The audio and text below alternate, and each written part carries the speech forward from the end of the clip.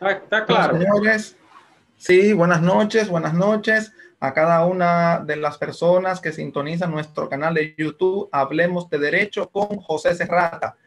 Hoy, gracias a Dios, estamos estrenando nuestro canal de YouTube y cómo no, ¿por qué no?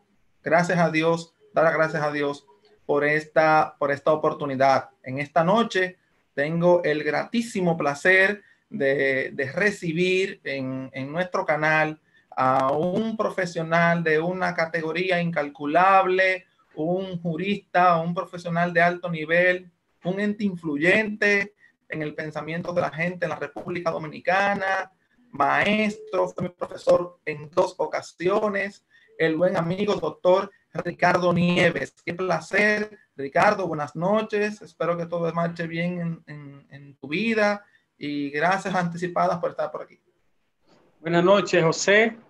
Muy buenas noches para todas las personas que puedan conectarnos, seguirnos, vernos posteriormente a través de toda esta plataforma. Hablemos de Derecho con José Serrata. Para mí es un placer, un gratísimo placer compartir estos minutos hablando de temas de muchísimo interés para el pensamiento jurídico y para el pensamiento penal. Es así, Ricardo. Bueno, hoy, señores, vamos a hablar teoría del delito y teoría del caso. Es un tema donde hay, vamos a decir, 2 enfoques, uno más procesal, otro, vamos a decir, más sustantivo. Sin embargo, es indiscutible que ambos deben ser conjugados a la hora de, vamos a decir, poder estructurar debidamente un caso. Y hoy, ¿verdad? Pues tenemos el grato honor de compartir con el doctor Ricardo Nieves sobre este tema. Y bueno, Ricardo, vamos a iniciar. Sí, Yo creo que es importante que la gente sepa, bueno, estoy ordenando estos aparatos. Tú sabes que es el mundo de hoy, ¿no? me imagino, esto es toda una locura. Y ahora más, Ricardo, que es necesario aprovechar todo lo que tiene que ver con la tecnología para poder comunicarnos. Fíjate cómo la tecnología nos ha arropado a un Sí, nivel tal que hoy, gracias a la tecnología, hemos podido trabajar, hemos podido comunicarnos con nuestros familiares, hemos podido seguir realizando nuestros procesos académicos y qué bueno que ha sido así, en verdad. así es. Me decía un profesor de España, un profesor mío me decía, imagínese esta pandemia en la vida análoga anterior. Qué Un difícil caos. hubiese, qué difícil hubiese sido todo. Bueno, José, gracias a Dios que estamos conectados esta noche para hablar de esos dos temas. Sí, Es bueno que la gente sepa que el derecho como ciencia es moderna y es reciente, es un poco de nacer con la Revolución Francesa. Antes de eso teníamos una especie de sistema jurídico y de aparato judicial medio metafísico y en algunos casos muy metafísico. Metafísico quiere decir muy sostenido en elementos puramente subjetivos y creencias, porque había un vínculo muy estrecho con el pensamiento dominante de entonces, de antes de la Revolución, que era el pensamiento religioso. La Revolución Francesa y antes que la Revolución Francesa, los enciclopedistas y el siglo de las luces, como se conoce el iluminismo o el siglo de las luces o la ilustración también, como se le llama, este periodo que los alemanes llaman Enlightenment, como iluminación, exacto. vino también a traer todo un movimiento revolucionario en la ciencia, en el pensamiento, y el derecho no escapó de ello. Por eso cuando hablamos de teoría del delito, estamos hablando también de un, vamos a decir, de alguna manera, de un eje central del derecho que es muy moderno y que ha sido pensado desde la ciencia para darle al derecho un criterio científico, cientista, y alejarlo de toda cuestión metafísica y del naturalismo que primaba en esos días previos a la etapa que estoy señalando. Entonces, ¿cómo surge la teoría del delito? Y es solo un minuto para enfocarlo. Sí, Cuando los hombres de pensamiento, los juristas, los filósofos, los estudiosos se dieron cuenta que era necesario pensar el derecho desde una óptica humana, más antropológica, más central, más laica y menos atada al pasado del viejo régimen. ¿Y dónde tenían ellos que buscar? Pues la teoría científica. ¿Y dónde encontraron de las teorías científicas? En las teorías que habían iniciado el pensamiento racionalista, que se inició con Descartes, con Spinoza, con Leibniz y con otros pensadores. Entonces, cuando se buscó la racionalidad para aplicar al derecho, las únicas teorías que existían eran las teorías de la física y las de las ciencias naturales, y eran una herencia de la teoría de Newton, que era causa-efecto. Exacto. Por eso el primer movimiento, José, de la teoría del delito y del derecho penal moderno, como escuela, el primer movimiento es causalista, o teoría causal, o causalismo, porque quiere decir que toda acción generaba una reacción. Imagínate lo difícil y lo complejo que era para el mundo del derecho empalmar la conducta humana y uno justipreciar y evaluar los actos humanos, que es lo que el derecho hace, desde el punto de vista de la ley de la mecánica y de la física. Qué difícil debía de ser para los juristas. Sí, y eso duda, lógicamente iba a chocar, ¿verdad, José? Con el tiempo, con una pared de la lógica, porque cuando se cometieran actos que no pudieran ser sometidos a ese paradigma, ahí mismo iba a quedar un vacío, como ocurrió con el causalismo. Exactamente, no daba respuesta realmente a una serie de circunstancias fácticas reales y que, oiga, me caía básicamente lo injusto. Exacto, si toda acción desde el punto de vista causal causaba una reacción, cuando no había acción, es decir, cuando había una omisión, ¿qué pasaba entonces? Nada, no hay delito. Estábamos nulos. Ya, listo. Entonces ahí el causalismo empezó a mostrar fisuras, debilidades, vacíos, falencias que no podía responder, aún mirándolo desde el punto de vista de la ciencia. Y entonces esa primera escuela que surge. También, Ricardo, y perdón que le interrumpa. Sí. También surge el efecto de que no evaluaba los elementos subjetivos, o sea, no había un análisis en el causalismo de si realmente esta persona tenía o no la intención de ejecutar esta conducta. Y en una conducta, vamos a decir, inofensiva, alguna conducta que el ciudadano ejecutó sin querer, como podemos decirlo popularmente, no, es sancionado con la misma rigidez que como con aquel que mataba con cizaña, con intención, con dolo de hacerlo. Es correcto, ese fue uno de los primeros choques que tuvo, porque cuando se producía una conducta omisiva, un acto omisivo o una negación de acción, por ejemplo, un accidente de tránsito, esa teoría lo único que veía era un resultado, hay un muerto, por ejemplo, pero no veía las circunstancias, tal y como tú señalas, la esfera subjetiva del hecho. Y entonces, al no ver esa esfera subjetiva, solo se interesaba en qué se producía. No importa bajo qué circunstancias, sino que había la realización de un acto, de un hecho que debía de ser retribuido, respondido jurídicamente, castigado. Y esa razón fundamental estaba, fíjate que todavía nuestros códigos son causalistas.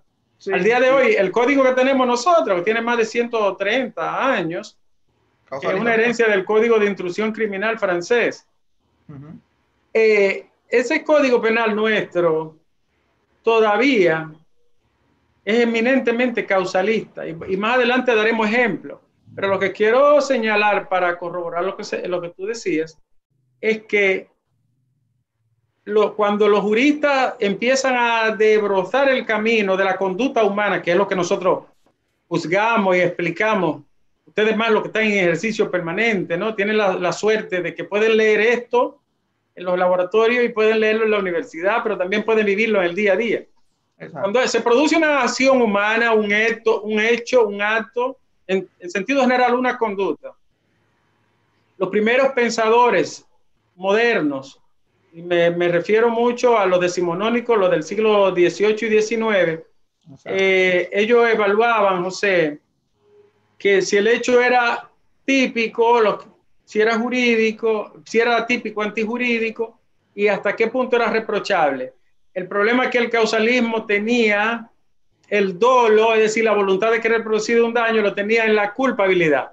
Por eso, en vez de haber un principio de inocencia, había siempre un principio de culpabilidad, de alguna manera. Exactamente, exactamente. Sí, luego, bueno, diríamos que Helmut Mayer, Edmund Messinger y posteriormente un hombre que aportó muchísimo al derecho en su época, Frank von Liszt, diseñaron qué era delito desde ese punto de vista científico. Y es Frank von Liszt quien, de alguna manera, es el artífice y descubridor de la teoría causal, del causalismo. Estamos hablando de finales del siglo XIX, 1875, 85, y entonces elabora su primera tesis. Posteriormente, Ernest von Belling, que tiene mucha importancia para el derecho, que más adelante señalaré cuál es, Belling se une a él y entonces crean el primer sistema de derecho causal, naturalmente basado en las leyes que dije antes, desde el punto de vista de una explicación científica, pero causalista, causal explicativo, y tratan de explicar el delito desde esa óptica. Por eso la primera escuela del causalismo es una especie de Liszt, de Frank von Liszt y de Ernest von Belling, que son los que nos tributan la base del punto de partida moderno de la teoría del delito. Exacto. Cuando empieza a mostrar deficiencia, entonces surge una nueva escuela que es el finalismo.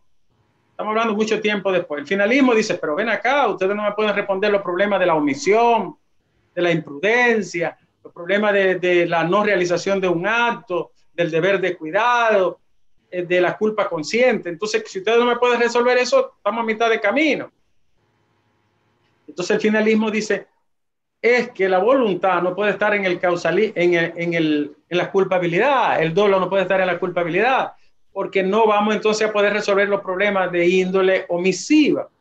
Entonces el finalismo lleva el dolo a la tipicidad. Eso fue un paso de avance enorme porque en cierta manera estaba corroborando y dándole fuerza. Quisiera hablar de forma más sencilla porque sé que tenemos público de estudiantes también, pero al arrancar el dolo, es decir, esa voluntad de cometer algo, más que un deseo, la intención de llevar a cabo una acción, al sacarlo de la culpabilidad y ponerlo en la tipicidad, José, entonces se dio envergadura al principio de legalidad, del nullum crimen sine lege previa. No puede haber delito ni crimen si no hay una ley previa que lo establezca con anterioridad y de manera clara. Por eso la tipicidad, como primer elemento descriptivo del delito, vino a resolver un problema grande para el principio del ¿cómo es? Nula pena sin ley previa. Nullum crimen sin ley previa.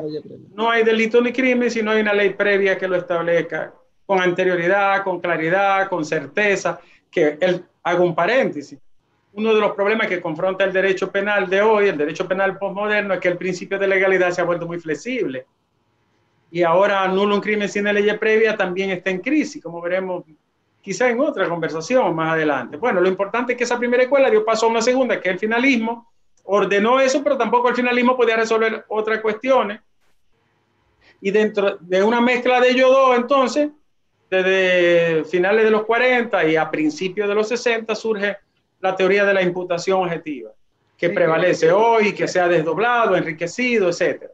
Exacto, que hay un elemento importante antes de pasar a esta tercera etapa, es que a la hora de evaluar la teoría de funcional, surge lo siguiente: solamente castigaban dolo. Tampoco había de manera concreta, podemos decir, una respuesta a los delitos imprudentes. Todo el enfoque era en la intención. Sí. Medimos la intención. ¿Hay intención? Pues hay delito. No hay intención, pues, entonces no hay, pero también hay conductas imprudentes que también amerita sanción, y también surgieron todas esas modificaciones posteriormente. Sí, fíjense que la ciencia jurídica, el derecho penal en sentido general, tiene dos grandes aliados: la conducta humana, que va cambiando, y la ciencia penal, que le cae detrás. Exacto. Y en ese proceso se va como superando a ella misma, un proceso evolutivo. Cuando surge el finalismo como crítica y contrariedad al causalismo, Hans Welsel, que es la figura fundamental del finalismo, lo que dice: toda acción humana en derecho va dirigida a un fin. Es cierto, toda acción humana va dirigida a un fin en condiciones normales. Toda acción emprendida para llevar a cabo o realizar un hecho que sea considerable, relevante, está persiguiendo un fin. Por eso la palabra finalismo lo que significa es fin. Tiene un carácter teleológico, persigue algo. Persigue algo, que persigue el sujeto con la ejecución de la conducta. Exacto. Entonces, lo estoy diciendo de forma muy llana, pero no entrar en muchos detalles.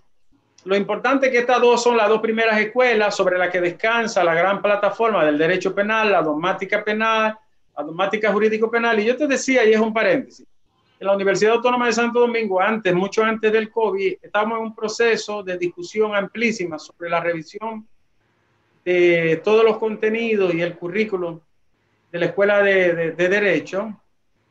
Y una de las enmiendas y encomiendas que tenemos es que la teoría jurídica del delito debe ser una asignatura central, básica, en el campo punitivo, en el campo criminológico, en la misma política criminal, porque el estudiante necesita conocer el basamento, la literatura, la evolución, pero además necesita dominar el lenguaje técnico, que tiene como instrumento y como herramienta la teoría del delito para concatenar esa parte con yo diría, donde desemboca la teoría jurídica del delito, que es en la teoría del caso, como lo vamos en breve a vincular.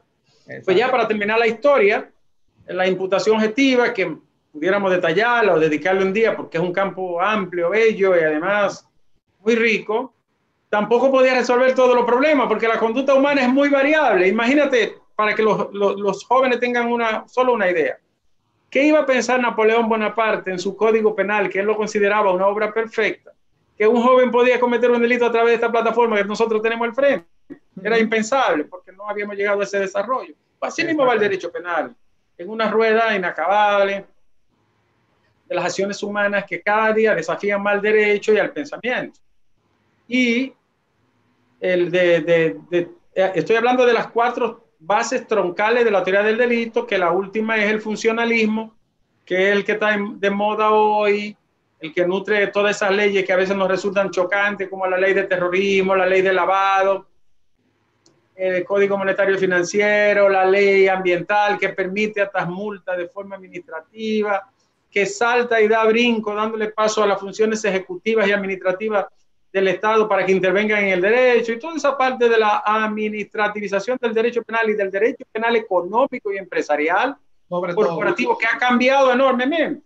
Exactamente, de ser una cuestión meramente privada civil, el derecho penal ha venido a intervenir en esto, dado los diversos crímenes, sobre todo muy graves, que afectan el patrimonio del Estado, con estos temas de la corrupción administrativa. Por ejemplo, ¿no? Enorme. Son muchas cosas que han hecho, que han impulsado a que el derecho penal intervenga, ¿verdad? En las ejecutorias de las empresas que sean transgredoras de, vamos a decir, el buen administrar, ¿verdad? Sí.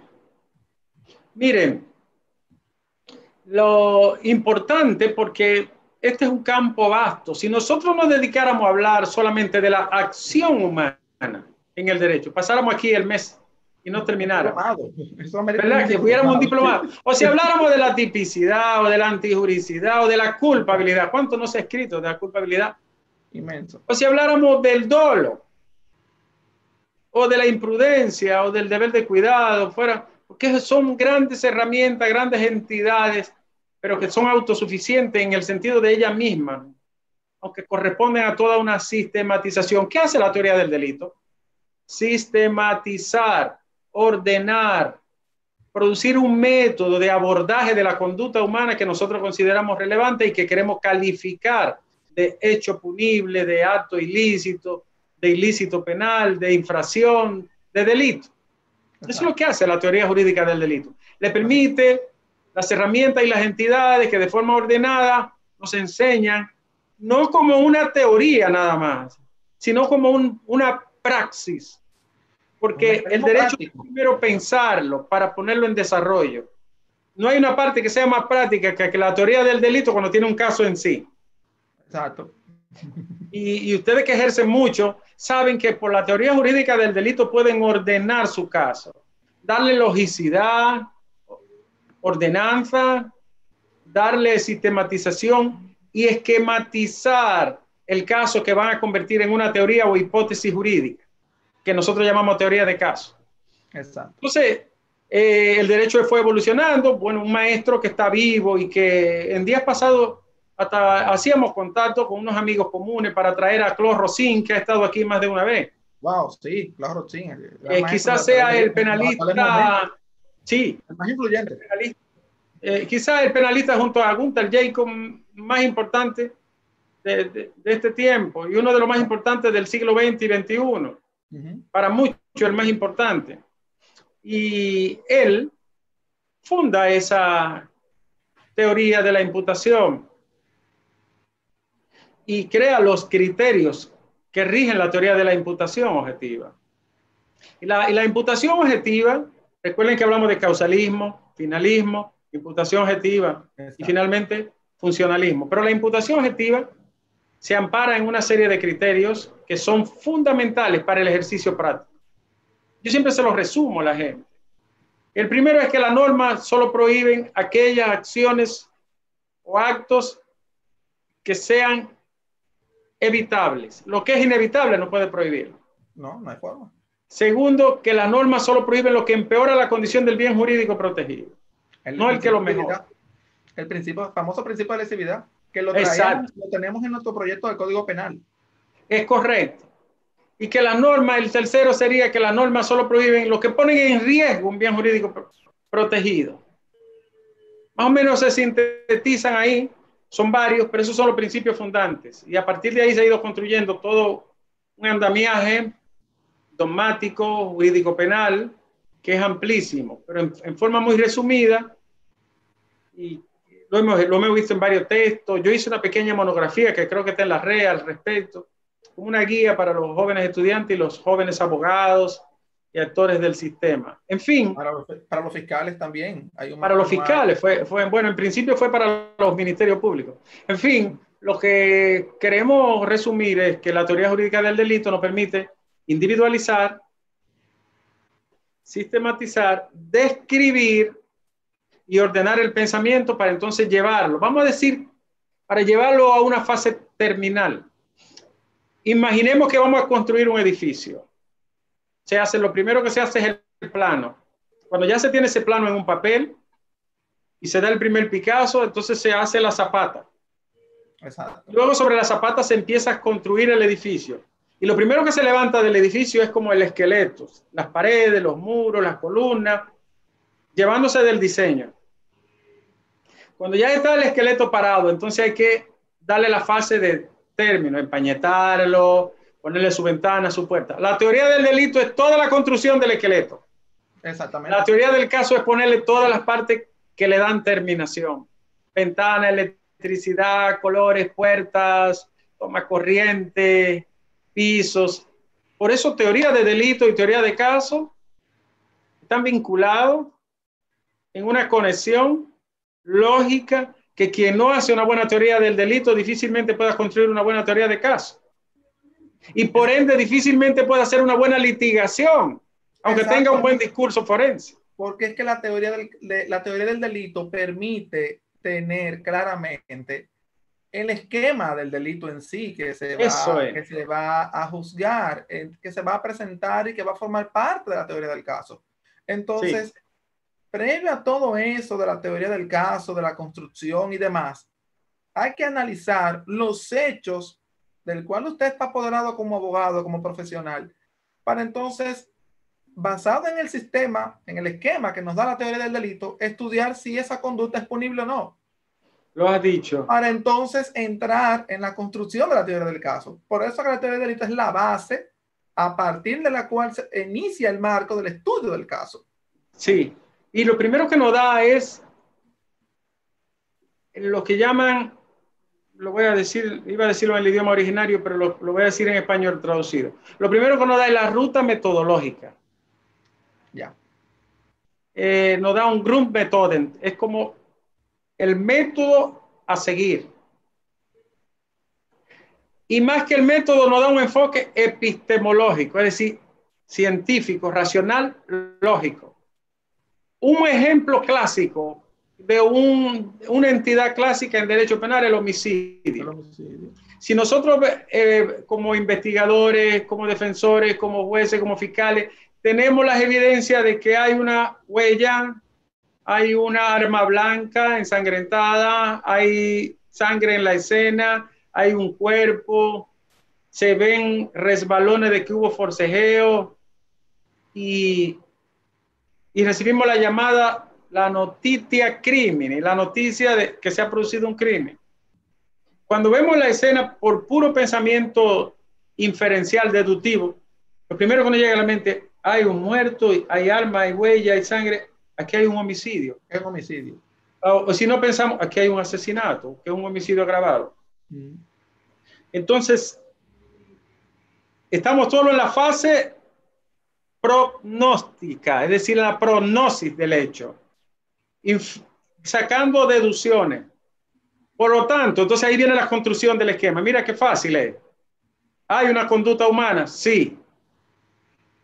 ¿Hay un acto? Es igual a una conducta. ¿Hay un hecho? Sí. Sí. ¿Hay una acción humana que se ha producido? Sí, ya tengo una acción. Ya no estoy hablando de una omisión. ¿Se ve que se ha cometido? Sí. Entonces hay un elemento volitivo de la voluntad. Sí. Lo más probable es que tuviera conocimiento. Sí. Entonces estoy hablando de que probablemente hay un dolo. Todo es probable. Todo. Tengo acción y tengo dolo. Entonces estoy en presencia de un hecho típico que está descrito en una norma. Sí. ¿Es antijurídico porque va contra la ley? Sí.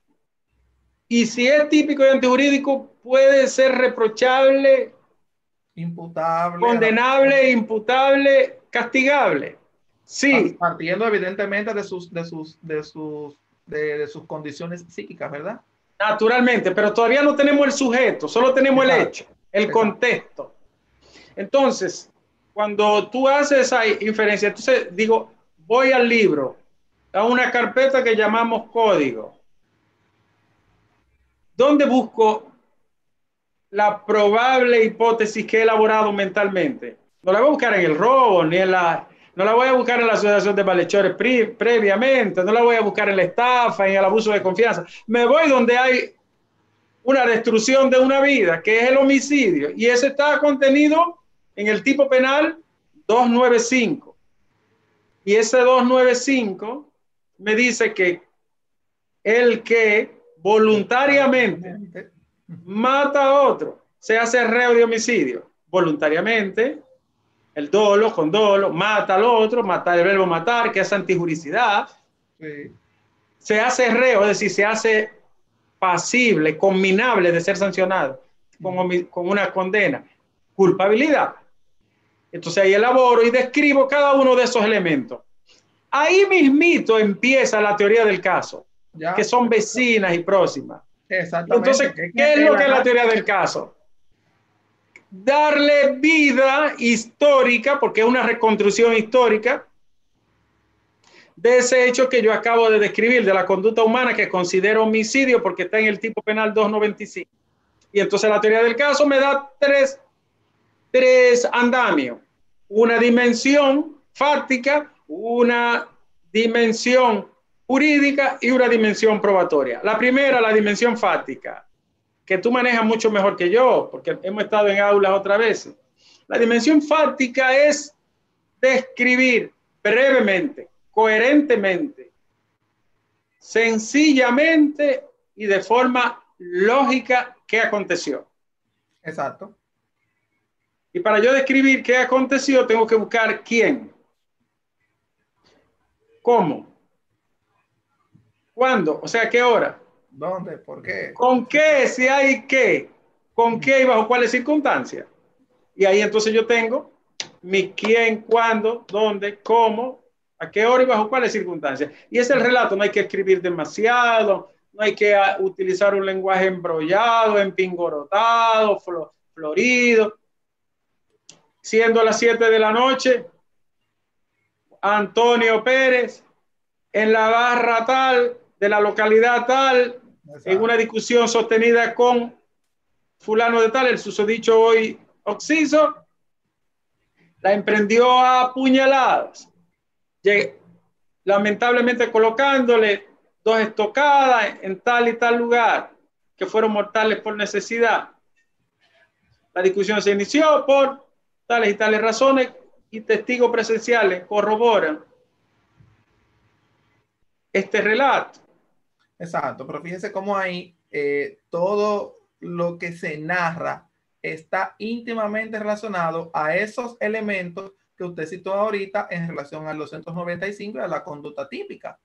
Bien, o sea, lo que se va a decir de la historia debe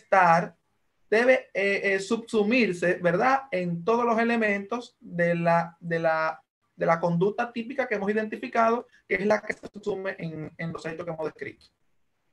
Es correcto, José. Lo importante sobre todo, porque esto es para las personas jóvenes que se están iniciando, los estudiantes, los abogados recién graduados, porque ya los abogados duchos como ustedes manejan esto pues, con mucha mejor destreza. Lo importante es que la gente sepa que el derecho no es una lotería, ni es un espacio de adivinación, ni es como en el pasado cuando le da media que tú eras presunto culpable siempre, porque estaba poseído por Satanás, porque Satanás te empujó, o porque los demonios te hicieron que te llenara de una fuerza maléfica y le quitara la vida. Ese era el derecho metafísico.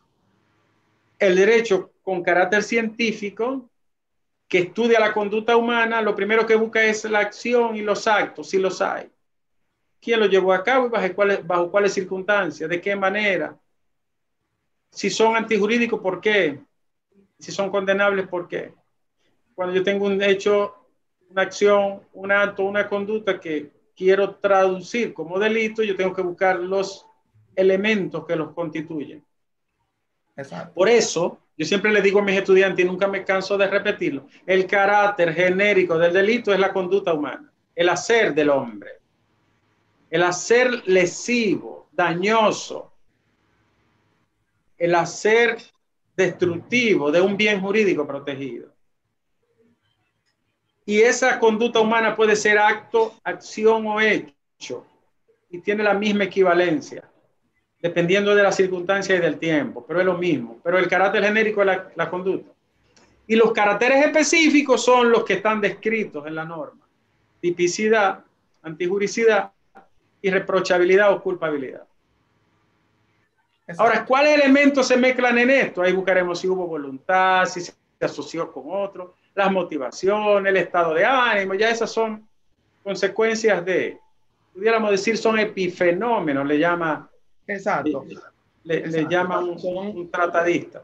Exacto, o sea, son elementos que complementan la teoría del caso. Es correcto. Pero que, vamos a decir, no tienen ese impacto en todo el proceso de la construcción de la teoría del caso. Lo importante de la teoría del caso, a la luz de la teoría del delito, es, como dije ahorita y como Ricardo bien lo ha manifestado acá, es tener claro que debemos tener una historia, ¿verdad? Unos hechos, un acontecimiento histórico, y que ese acontecimiento histórico cuente con todos los elementos, con todas las circunstancias fácticas que encajen, que se subsuman en la conducta que está descrita en la legislación penal. A partir de ahí tenemos el cuadro fáctico montado. Esta es una materia preciosísima, porque el derecho penal en este nivel es filosofía, es psicología, es sociología, es lingüística, porque hay un lenguaje penal. Cuando tú hablas de tipicidad, antijuricidad, culpabilidad, dolo, subsunción, es decir, cuando cabe esa conducta en un tipo penal, en un artículo, como decíamos en el viejo derecho, cuando se subsume, cuando cabe sin problema y de forma perfecta, todo eso significa un nuevo lenguaje. Esto es una herencia del derecho germánico, que se paró un poco por los eventos que dieron las guerras primera y segunda, pero que luego ganó terreno después de la Segunda Guerra Mundial, y el derecho alemán se ha adueñado del derecho universal por ser más lógico, más rico, más tratable, porque da las herramientas más suficientes para la interpretación, porque da una hermenéutica. Exacto. De carácter jurídico más amplia. Cuando hablo de hermenéutica, estoy hablando de una interpretación, tanto del texto como de los hechos humanos que deben de justipreciarse, sopesarse como delitos. Yo voy a poner algunos ejemplos, José, cuando tú consideres, para que los jóvenes estudiantes tengan una idea. Exacto. Primero con lo sencillo. En el pasado, cuando el derecho era puramente causal, causalista, que todavía nuestro código tiene ejemplos. Por ejemplo, si dos hombres están peleando en la calle, incluso son amigos pero se pelearon, y están en la acera primero, en la calzada, se están yendo a trompada, y uno de los hombres amenaza con darle al otro en la cara, casi le va a dar, y él para defenderse se tira de la acera y ahí mismo viene un carro y lo embiste y lo arrolla, y al momento de él caer por los traumas, lo llevan al hospital y camino al hospital muere. En el viejo derecho, inexcusablemente, eso era un homicidio. Sí, sin duda. Pero Porque no por el conductor. No por el conductor. No por el conductor. Es No por por el conductor. quien amenazó con el golpe. Porque como era un derecho causalista, efectista, es decir, de causa-efecto, si el tipo no amaga para darle, él no tiene que defenderse y por lo tanto no tiene que recular y no tiene que irse a la calle, por lo tanto el carro no lo hubiese tropeado. Era un derecho ciego. Por eso Zaffaroni dice, en el causalismo, la acción humana es ciega, no tiene fin. Entonces Zaffaroni decía, está bien, el tipo es culpable para ti, pero entonces también es culpable la mamá que lo engendró y el papá que puso los espermatozoides y el médico y nos íbamos al fin del mundo, porque la acción era inacabada. El finalismo le puso fin a eso. No, la acción solo llega hasta donde llega la obra que persigue o que quiere el sujeto. Y como la obra fue hasta ahí de un amago, nadie se muere. Hasta ahí. Exacto. Solo hay que atribuirle a cada quien lo que corresponde. Y cada quien es dueño de su obra, vamos a poner penal, de su obra criminal. Entonces, en el derecho ya que superó el causalismo y de alguna manera el finalismo, hoy eso no fuera más que golpes y quizá golpes y heridas que no causaron tal o X cosa. Exacto. Y que al fin y al cabo terminaba en un archivo. Eso es así. Si es que se admitía, ¿no? Una argumentación como querella. Entonces ya la gente puede ir deduciendo. Ahora es muy distinto, José, el caso que puse a un caso, por ejemplo, en el que una persona enferma. Juan Pérez se enferma. Pero ocurre que Juan Pérez le ha dado el COVID. Pero él tiene una enfermedad de fondo del hígado. Tiene una hepatitis B que le ha provocado trastorno. Llevan a Juan a la clínica porque se siente mal y se presume que es el COVID. Se le hace la prueba y lo tiene. Cuando la enfermera, que recibe la orden del médico, porque tiene un gran dolor, le va a administrar un medicamento, hace una reacción y muere desde que se le inyecta la primera dosis del medicamento. Ahí hay como una complejidad. Hay COVID, hay una enfermedad de base, hay una enfermera que puso un medicamento, hay un médico que ordenó a la enfermera ponerle el medicamento y hay una persona que ha perdido la vida. ¿Cómo, grosso modo, el viejo derecho empaquetaba todo? ¡Rap! Enfermera es culpable y médico, pero no desbrozaba, no sistematizaba, no individualizaba cada acción de forma específica. Analizaba todo de manera conglobada, analizaba la conducta como un todo y todos los participantes pagaban los platos rotos en iguales condiciones. Exactamente. Entonces, ¿qué es lo que hace la teoría jurídica de delito? Dice, lo primero que tú tienes que hacer es perseguir la acción de cada quien, desde el inicio hasta el fin. Por eso, la teoría del delito aún conserva los tres elementos fundacionales de esa sistematización, que son la acción humana, el nexo causal y el resultado de esa acción. Acción es lo que hago. El nexo es cómo vinculo la acción con lo que voy a producir, y lo que voy a producir finalmente es el resultado. Acción, nexo causal y resultado son los elementos. Entonces, ¿cómo yo vinculo esas acciones? ¿Quién es el responsable de indicar el medicamento y de prescribir? El médico. El médico. ¿Qué hace la enfermera cuando recibe orden de un médico y cuál es su posición en este caso? ¿Quién tiene la posición fundamental y el rol mayor en este caso? El médico. Pero soy responsable yo de la muerte de un paciente que tiene COVID y que además va con un problema de hepatitis. Entonces ahí tiene que entrar la expertise y la ciencia forénsica que va a aportar la evidencia para entonces tú hacer la vinculación. Ahí damos el brinco a la teoría del caso. Exactamente. Ya tengo la descripción de todo como lo dijimos. Ahora voy a la dimensión jurídica. ¿Dónde lo voy a colocar ese hecho? Negligencia, imprudencia, homicidio involuntario, deber de cuidado, culpa consciente. ¿Dónde lo pongo? Pero ya pensé, pero ¿dónde lo busco en el código? ¿En qué tipo lo ajusto? Si cabe. Si no tengo dónde ponerlo, no tengo caso. Y si encuentro dónde cabe y lo susumo, tengo caso. Exactamente. Entonces, la dimensión probatoria, pues incorporo los elementos que ya el relato, la investigación en la escenografía del hecho me puede proveer, y que la ciencia forense también me aporta. Y entonces ahí pues puedo concluir una teoría del caso si cabe. Exacto, es así. Inclusive, ahora que menciona el tema de diversos partícipes en la ejecución de la conducta, también es importante destacar que así como se hace esa individualización a la hora de describir la conducta típica y a la hora de poder determinar el alcance que tuvo la conducta de cada uno, en esa misma medida debe construir la teoría del caso. Es decir, debo hacer, vamos a decir, una teoría de caso global donde yo pueda decir todo el esquema del acontecimiento histórico, pero debo tener claramente cuáles son los hechos relacionados a el sujeto X, ¿verdad? Y cuáles son los hechos relacionados al sujeto Y.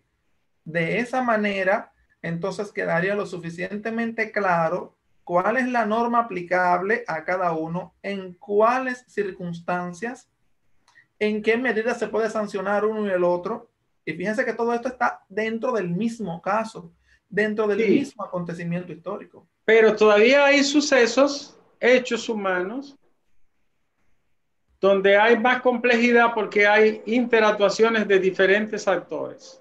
Exacto. Por ejemplo, en el crimen organizado. O en un caso de sicariato, como llamamos comúnmente, al crimen por encargo. Aquí hubo un caso en la capital donde unos sujetos fueron contratados para eliminar a una joven. Ellos fueron al apartamento, se confundieron y mataron a una joven que se parecía a la que ellos le habían encargado. Exacto. No conforme con eso, buscaron a la joven que le habían indicado y le quitaron la vida a las dos. Es el caso de Natasha Singh y Zuleika, muy famoso. Cuando se investiga, José, el que contrata, sobre todo si no es profesional del crimen, cree que porque contrate uno y ese contrate otro y el otro, está disipando y alejando su responsabilidad. No. Pero en la medida que tú vas individualizando y buscando las acciones de cada quien, porque lo del penalista, lo del investigador, lo del buen litigante, lo del constructor de casos jurídicos, fundamentalmente es seguir rastro de las acciones humanas. Exactamente. Ocurre que cuando se empezó a investigar el hecho, se dieron cuenta que fue una señora celosa, porque parece que había una relación del esposo, contrató habló con un sobrino para que el sobrino le buscara a unos sujetos, los sujetos buscaron a otros y esos a otros. O sea, se fue a tres manos distintas. Pero en una investigación inteligente y estratégica, claro que tú vas a llegar al final. Y así mismo se ubicaron. que dicho sea, es un caso que ha quedado en la impunidad, lo han reenviado 27 veces, porque es una barbarie. Bueno, el hecho es que en ese tipo de casos tú tienes entonces que emplearte más a fondo para establecer la tipicidad, la individualidad, la individualización de cada quien, y ahí entra un plano que es el plano de la responsabilidad. Exacto. ¿Qué es la responsabilidad? Ahí entra autoría y participación. Exacto, ahí quería hermosa esa parte. La autoría y la participación es como casa de pisos. ¿Hasta dónde llegó cada quien? En el primer piso están los autores principales. En el segundo piso están los coautores. En el tercer piso están los cómplices, o los autores de delante o detrás, los que fueron mandados. Y en el último piso están los, vamos a decir, los ejecutores materiales que ni conocen al autor intelectual. Exacto. Al autor de detrás. Que nuestra legislación tiene serias debilidades, porque desde el 59 hasta el 62 creo que está la complicidad, la complicidad. Tiene dificultad porque nosotros no tenemos más que autoría, coautoría y no tenemos autor y complicidad, prácticamente autoría complicidad, y complicidad. Porque no tenemos autores. El autor mediata, que es el que ordena la ejecución de la conducta, o sea, se sirve de un instrumento para la ejecución de la conducta, ese está considerado como cómplice en la legislación. Es correcto, porque aquí no tenemos autor de detrás, ni autor intelectual, que es el arquitecto, y el constructor es el que lleva a cabo la obra criminal. En todo caso, en el anteproyecto de Código Penal está subsanado y resuelto esto. Sí. Ahora, aunque hay una crítica y hay unas discusiones muy interesantes con respecto a la autoría mediata y el tema de la responsabilidad, que ya es un material más fino y para otro día. El hecho es, José, que en la medida que se complican las acciones y las conductas humanas en esa misma proporción, quien va a elaborar, quien va a argumentar, quien va a acusar, quien va a defender, quien va a juzgar, cualquiera que sea el rol, tiene que emplearse más a fondo. Una hipótesis que yo le pongo a mis estudiantes siempre es el de un crimen que se produce de la siguiente manera. Unos sujetos del bajo mundo se pelean y un grupo de ellos decide eliminar a dos empresarios que son lavadores y que son dos empresarios connotados, pero están lavando dinero sucio en negocios tapadera. Como son organizaciones, sociedades criminales, hay muchos intereses. Dos de los sujetos deciden eliminarlo a disparos, pero sin que ellos lo sepan, dos más deciden eliminarlo mediante un acto terrorista poniéndole explosivo en la entrada de su casa. Colocan los explosivos, hacen todo el diseño del jardín, solo esperan que vaya a abrir la puerta. Y ocurre que los que se propusieron eliminarlo con arma a disparo se adelantan y a metros de abrir la puerta, antes de que llegue a abrir la puerta, le disparan al silenciador y le quitan la vida a los dos empresarios. Tenemos que hay todo un entramado para la eliminación física mediante un acto de terrorismo con explosivo. Pero tenemos sujetos que también se asociaron y decidieron eliminarlo por la vía de las armas de fuego. Bueno, pues pero además de eso hay sujetos que hicieron diligencias, que ubicaron, que llamaron por teléfono, que está el rastreo de llamada, pero además hay sujetos que lo investigaron, que donde el SENA comúnmente, que visita. Correcto, los ubicadores. Hubo agentes de todo tipo. Entonces, el investigador o instructor del caso tiene que hacer como la marca de los vehículos aquellos, Pathfinder, buscador de rastro. Exacto. Es un buscador de sendero. Es buscar cada sendero de cada quien. Individualizarlo y decantarlo. Ahí se utilizaría el método de la decantación. Decantar es, me voy primero con este y con este para luego entrarle a este sin mezclarlo. Lo mezclo solo de ser necesario. Sí.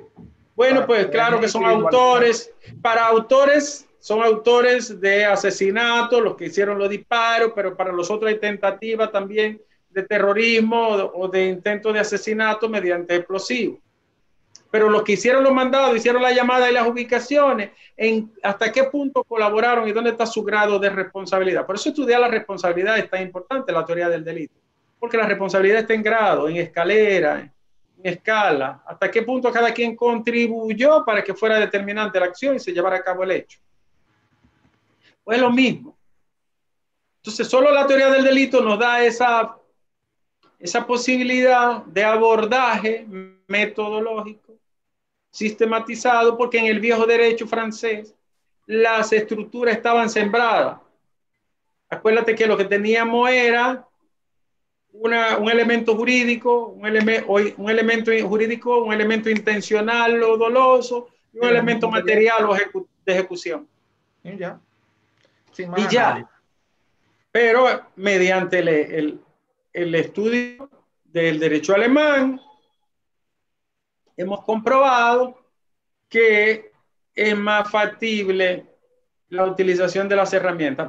Al final, la construcción del caso va a depender mucho de la teoría jurídica del delito que hayas elaborado, de la potencia que tenga esa elaboración, de la manera que haya colocado y descrito tus hechos, y luego, como dijimos, de la construcción del edificio, ya para ponerle todos sus ladrillos, ponerle todos sus ribetes, y luego ya la pintura y la puerta. Esa sería la culminación.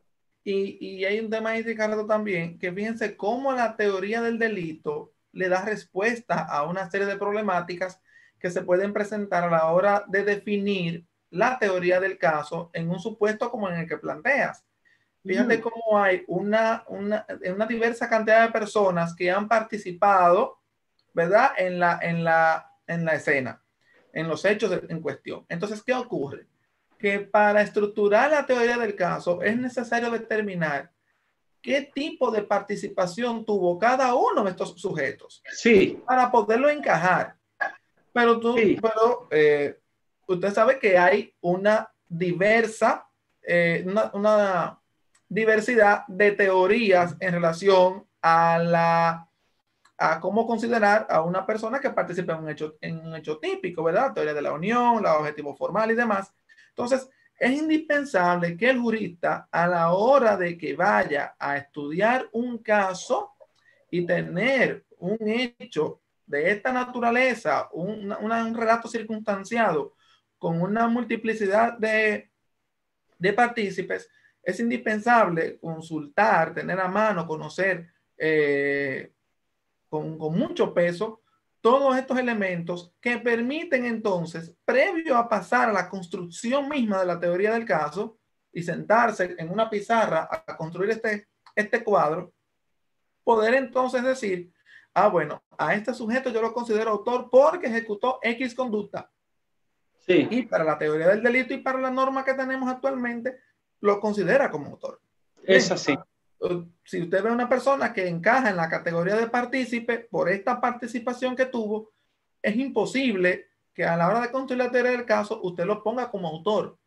Entonces, de ahí la teoría del delito nos brinda herramientas para poder allanar esas dudas y poder salir a flote por buen camino. Es correcto. Imagínate en el mundo de la delincuencia organizada transnacional.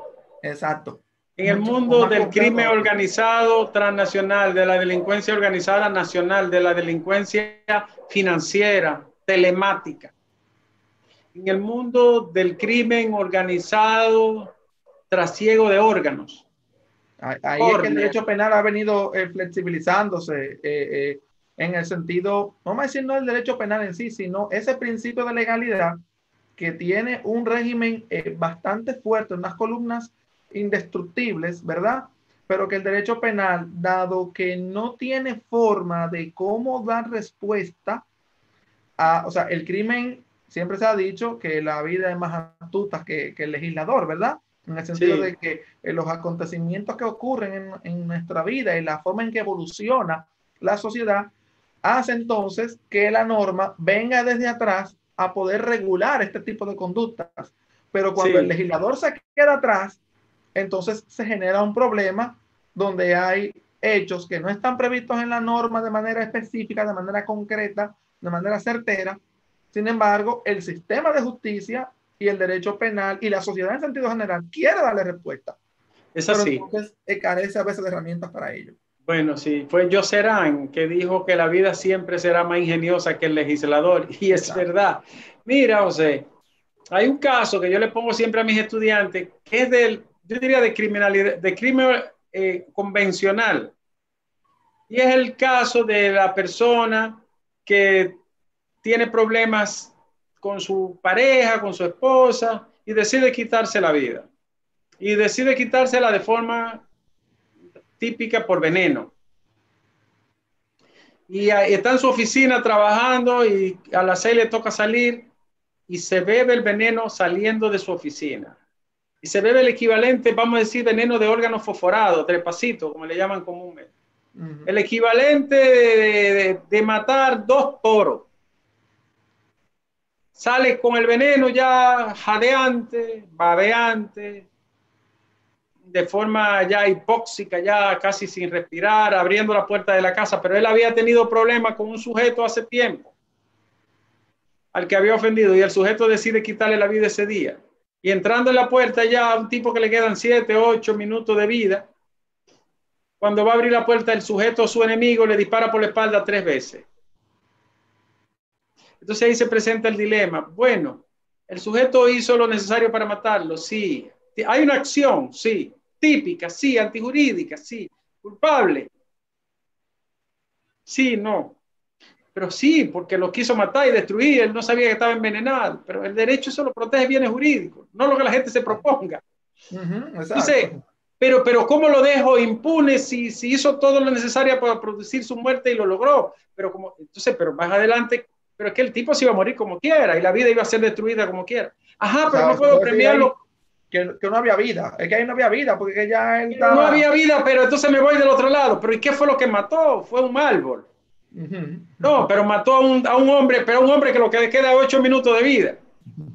Entonces el derecho ahí la teoría de la imputación objetiva juega un rol fundamental. Exacto.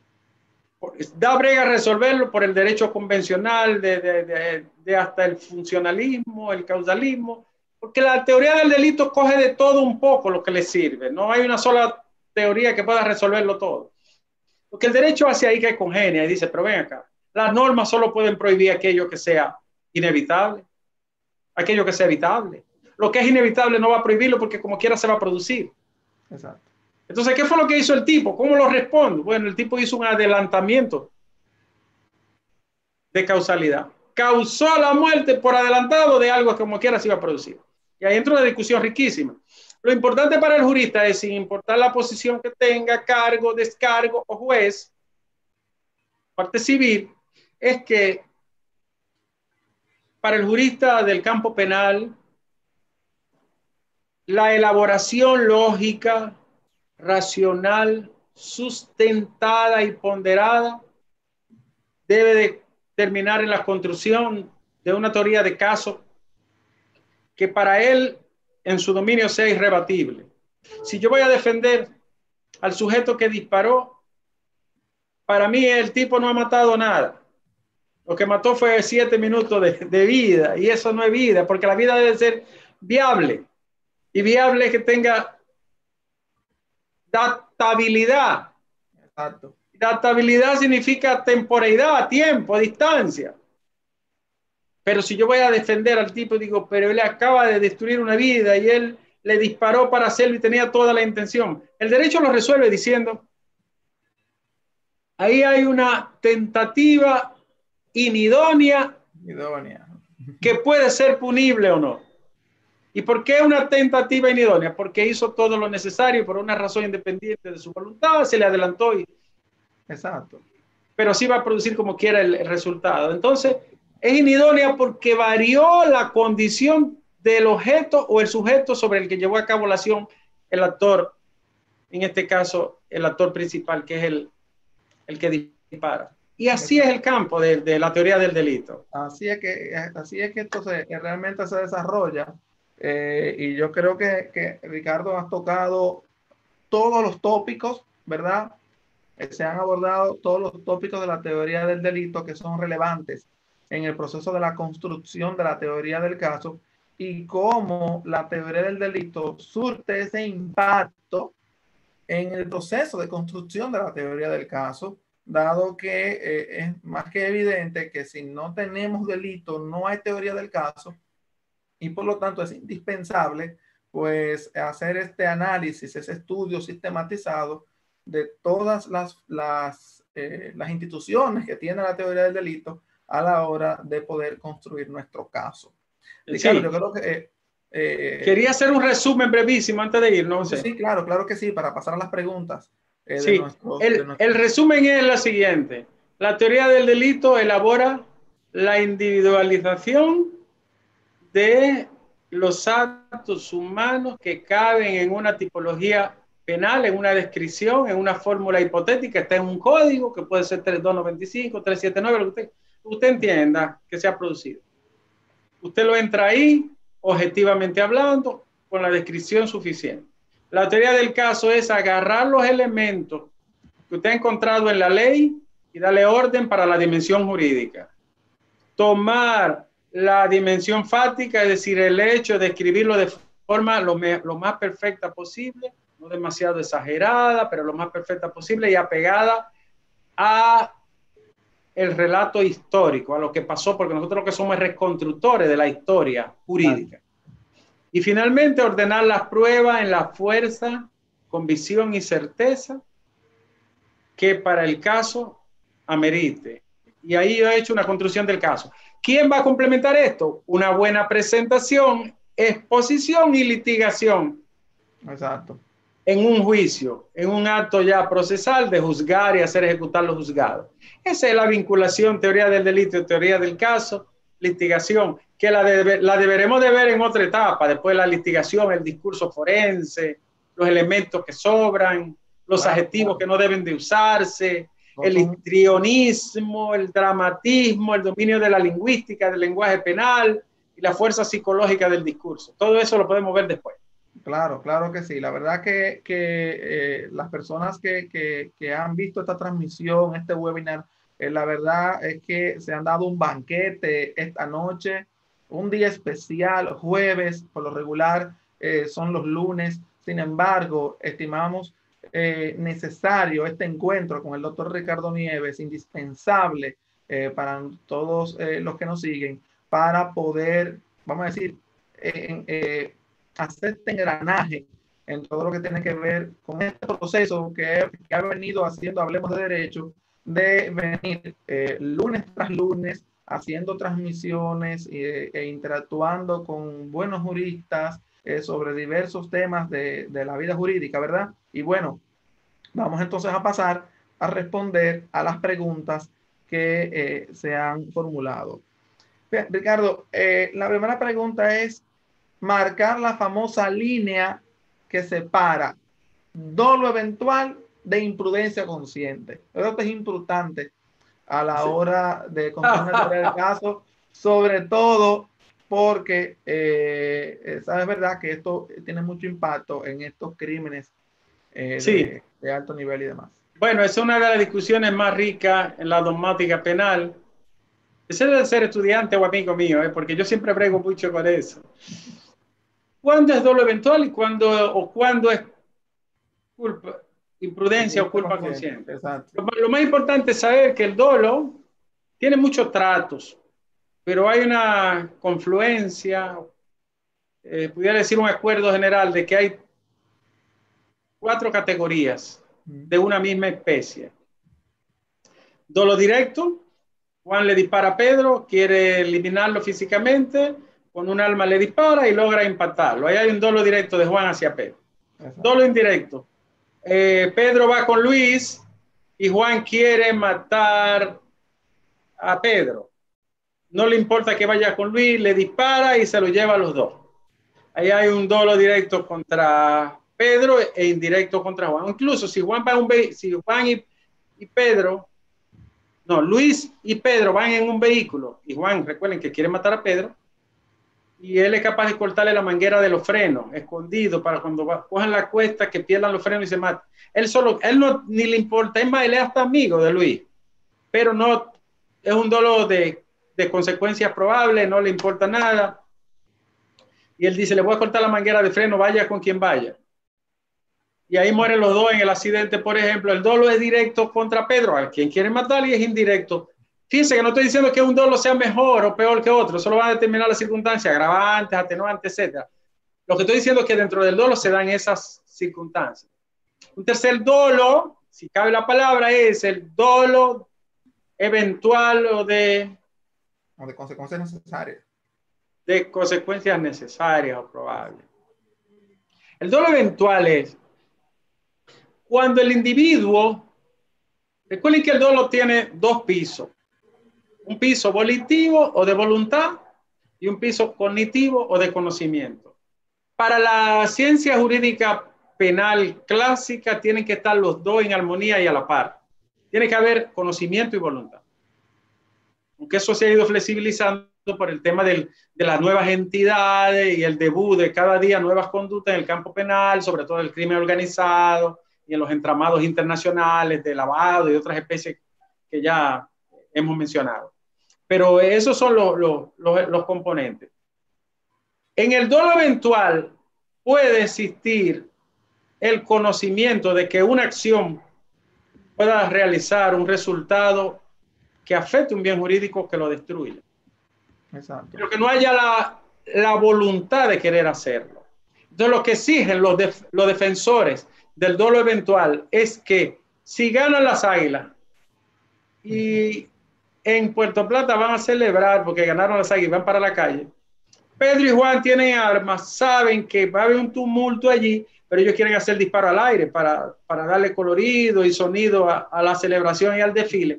Pero ellos deben de prefigurarse, anticiparse, realizarse la idea de que disparos al aire pueden caer en cabeza de alguien en medio de un tumulto. En medio de una celebración. En medio de una celebración. Entonces, lo que exige la escuela que defiende esa parte, que yo en algunos casos estoy muy de acuerdo, es que el individuo tiene que realizar la idea de la probabilidad, porque es un dolo de probabilidad, es una acción de probabilidad de que al disparar al aire tú no eres loco, tú no estás disparando algodones ni mangos, son proyectiles. Uno de esos, además de una historia de que han caído muchos proyectiles en la cabeza de la gente, hay muchísimas personas lesionadas, hay muchísimos han perdido la vida. Entonces, lo que exige es la escuela que lo defiende, entre ellos Basigalupo y el mismo Rusconi en Argentina, Zaffaroni no. Y el propio Gunther Jacobs, que es el padre del funcionalismo radical, dice Jacobs, sí es imputable, porque él cognitivamente estaba bien, él no es loco, ni estaba, y además si se emborrachó para hacerlo después, como quiera tuvo un asomo de luz. También. Entonces, lo que defiende ese lado, para no alargar, es que él pudo realizarse, prefigurar, pronosticar que eso podía suceder y no lo hizo y no se motivó y le dio para adelante como quiera, aunque como su voluntad quiera inicial fuera destruir una vida. Para la otra esfera, que es un campo muy cerquita y una línea casi indisoluble, es que si no está la voluntad de querer matar, yo no puedo atribuirle a alguien el hecho de querer destruir una vida. Y que hay otro caso aquí. Y que esos disparos fueron una conducta imprudente. Yo recuerdo que Jenny Berenice, siendo fiscal aquí en el distrito, trató de imputar a unos jóvenes que celebrando cuando ganamos el Clásico Mundial de Béisbol salieron y se llevaron en un accidente 3 personas, borrachos. Y entonces ella si mal no recuerdo, quiso atribuirle, imputarle homicidio involuntario por la eventualidad dolosa. Aunque la ley ya de tránsito tiene algunas figuras que... Pero sí, el otro elemento es, no sé si ustedes recuerdan, una guagua, un conductor que transportaba niños por la zona de Villamella, aquí en la capital, en Santo Domingo, bebiendo cerveza y conduciendo de manera temeraria. Y le decían que frenara a los profesores, era como una gira. El hecho es que él no se motivó en detenerse, siguió acelerado y la guagua chocó y murieron como 7 niños. Para mí ahí hay un doble eventual claro, sin duda. ¿Pudo prever que podía ocurrir un accidente con niños? Sí. ¿Sabía que lo que llevaba era niños, no eran chivos, ni vaca, ni aguacate? Sí. ¿Tenía él la posibilidad cognitiva de entender que los niños son vulnerables? Sí. ¿Tomar alcohol manejando con una...? Sí, entonces yo pues le aplico el doble eventual. Exacto. Bueno, pero es una gran discusión. Es una gran discusión. Eso es así. Vamos a ver para poder observar la siguiente. Creo que me alargué mucho, ¿no? No, no, es que esto va a exigir, Ricardo, siempre una explicación y tratar de poner ejemplos, porque la teoría del delito, por ser precisamente teoría, entonces genera básicamente en algunas ocasiones confusión y es necesario explicarlo con ejemplos y la gente, son 215 personas que nos están viendo en estos momentos. Y la verdad, sí, y la verdad es que nos sentimos muy bien con la sintonía de todas las personas que están en este momento sintonizándonos. Dice, bueno, que si la teoría del delito ordena el pensamiento, la lógica jurídica que hace, es básicamente la pregunta. Lo que pasa es que como su nombre lo dice, la lógica jurídica es una herramienta que nos ayuda a pensar en términos normativos desde el punto de vista social. La teoría jurídica del delito es una herramienta de carácter estratégico que ordena el pensamiento penal a los fines del caso, del hecho, del suceso. La lógica jurídica trata de ubicarnos como en una plataforma de el carácter lógico de la norma. Exactamente. Y más general, evidentemente. Exacto, del sujeto también, frente al otro, en la sociedad, el objeto de la norma. La norma jurídica es una rama general del derecho. La teoría jurídica del delito es una herramienta fundamental del campo punitivo, del hecho ilícito, del hecho punible, de la conducta humana que debe de justipreciarse como delito. Exacto. Guardan una relación porque la idea es producir un pensamiento lógico, racional, desde el punto de vista de la epistemología jurídica, es decir, de la racionalidad del pensamiento jurídico. Exactamente, exactamente. Señores, la verdad es que, como dije ahorita, es importante reiterar esto.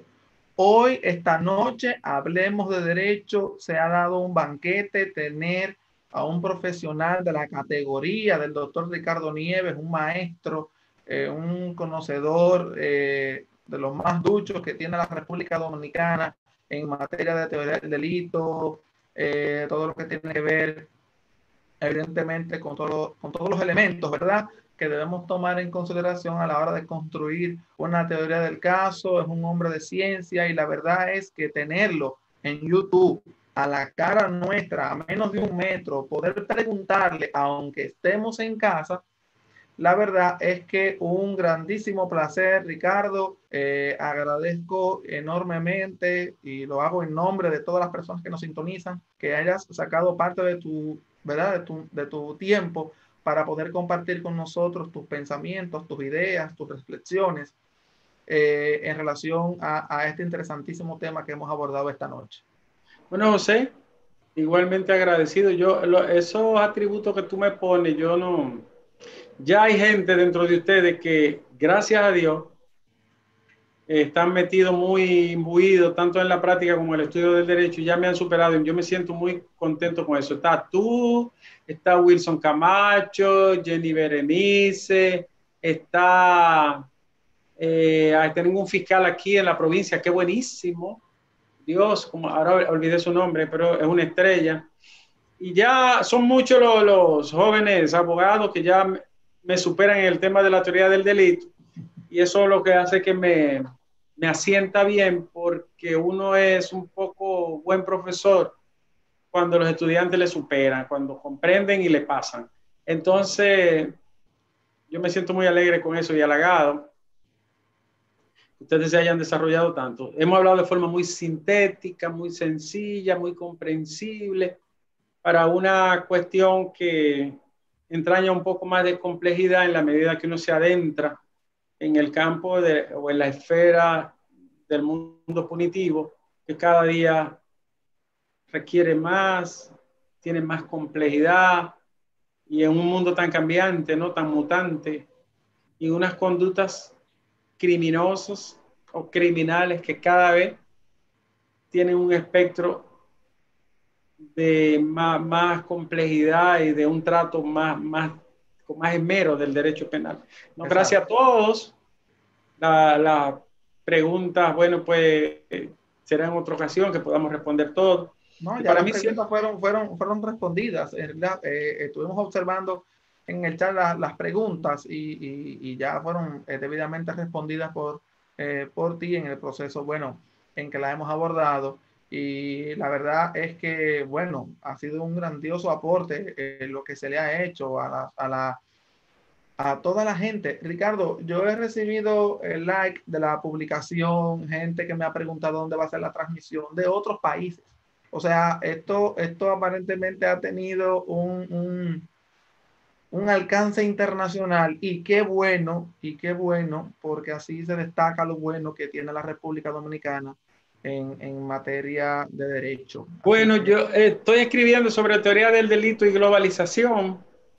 hay una obra, Que en tu obra, una obra cumbre. sí, la otra es globalización y control social punitivo. Pero como yo me formé en el área de la globalización, en el derecho, en mi estudio de PhD, me he dedicado mucho al tema de la globalización, que es el campo que más he explorado. Entonces estoy ahora haciendo un trato de cómo la teoría del delito en la globalización, incluso las dificultades que presenta, con el quiebre en algunos casos del principio de legalidad, como tú señalaste, que se ha vuelto más flexible por muchísimas razones. Siempre estamos dispuestos a contribuir. Yo últimamente casi no doy teoría de delito, estoy más en la filosofía del derecho y en la ética jurídica. Estaba medio oxidado, me sirvió de alguna manera para romper, ¿no? Ese tiempo de inercia. Bueno, la verdad que ha sido un gratísimo honor. La verdad, reiteramos, qué bueno que todas las personas se han mantenido con nosotros. Y bueno, señores, este canal es de ustedes. Suscríbanse al canal Hablemos de Derecho con José Serrata. Denle me gusta a esta transmisión. Vayan a mi Instagram. José Rata está ahí. Vamos a mantenernos, ¿verdad?